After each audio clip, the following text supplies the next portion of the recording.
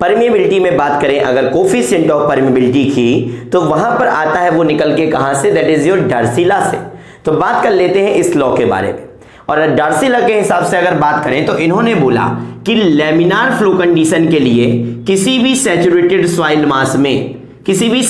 Soil मास में अगर laminar flow condition के लिए आपके पास जो वेलोसिटी ऑफ फ्लो है वो हाइड्रोलिक ग्रेडियंट के यहां पर प्रोपोर्शनल होती है।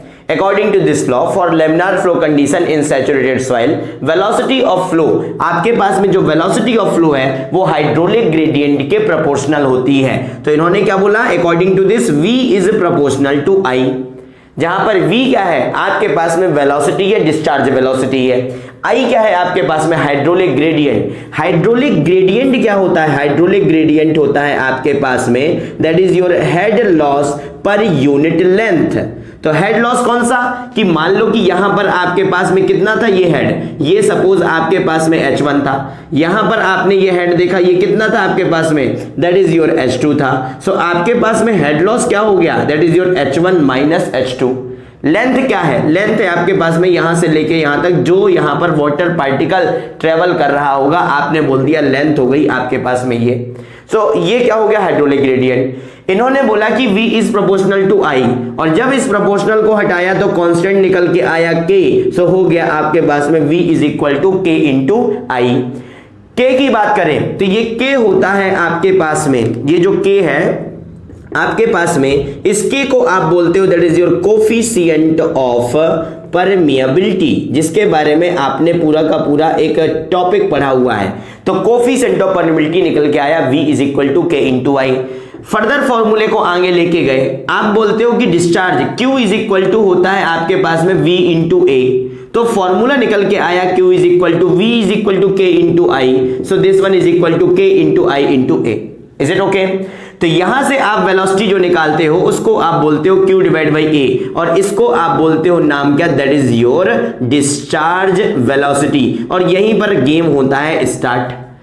क्या गेम स्टार्ट होता है कि जब तुमने इस वेलोसिटी की बात करी तो क्या यही डिस्चार्ज वेलोसिटी आपके पास में एक्चुअल वेलोसिटी होगी क्या?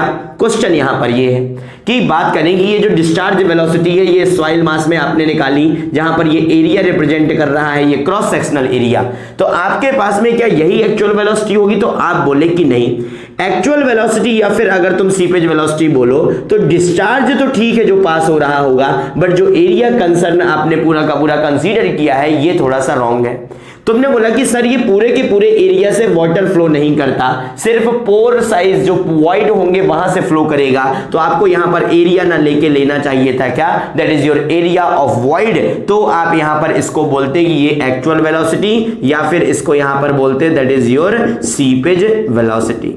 तो ये डिफरेंस होता है डिस्चार्ज वेलोसिटी में, और ये होता है आपके पास में सीपेज वेलोसिटी। और अगर दोनों को यहां पर रिलेट कर दिया जाए तो आप बोलते हो that is your V divide by VS, that is equal to आपने बोल दिया Q divide by A divide by Q divide by area of void से Q cancel out, area of void divide by area. आप एक काम करिए, length में दोनों का इंटू कर दीजिए, और लेंथ से अगर इंटू कर देंगे तो ये हो जाएगा वॉल्यूम ऑफ वॉइड, और ये हो जाएगा आपके पास टोटल वॉल्यूम, और volume of void divide by total volume आता है आपके पास में porosity, that is your N। तो यहां पे रिलेशन निकल के आता है that is your V divide by VS, that is equal to your N। V आपके पास में क्या है, डिस्चार्ज वेलोसिटी, VS क्या है आपके पास में, सीपेज वेलोसिटी, और फॉर्मूला यहां से कुछ इस तरीके से ये निकल के आ जाता है।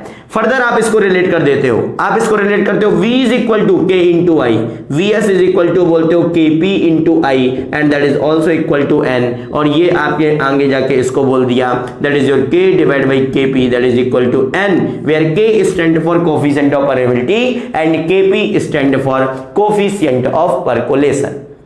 The main important thing is this one, second आपके पास में this one. Is it okay?